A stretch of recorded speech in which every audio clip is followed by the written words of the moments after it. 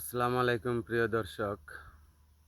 মানুষ অনেকে বলে আমি গাছপালা, নদী, পশু পাখি এগুলা হলেই বোধহয় ভালো হতো।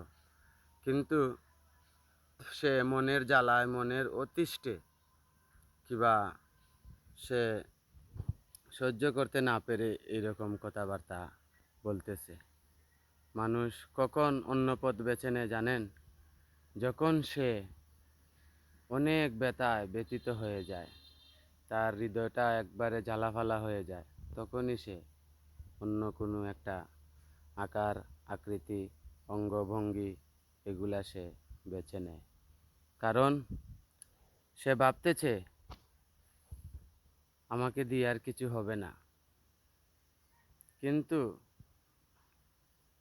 আমরা 18,000 মাখলুকাতের মাঝে আল্লাহ মানুষকে সর্বশ্রেষ্ঠ দিয়েছে। আমরা মানুষ হয়ে ধন্য হয়েছি।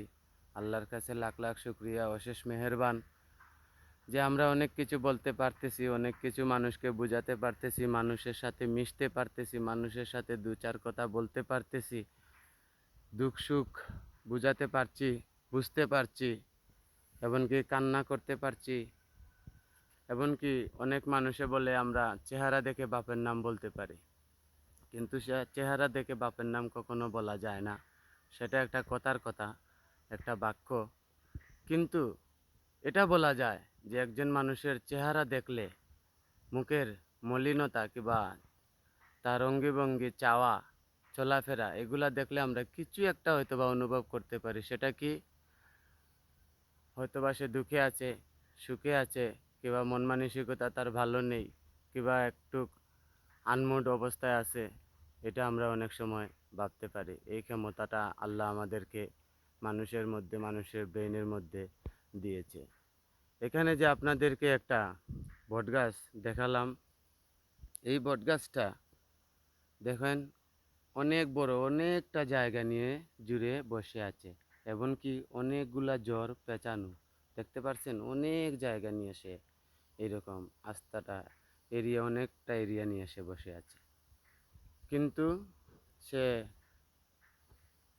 তার জীবিকা রক্ষা করার জন্য হোক, তার টিকে থাকার জন্য হোক, কিংবা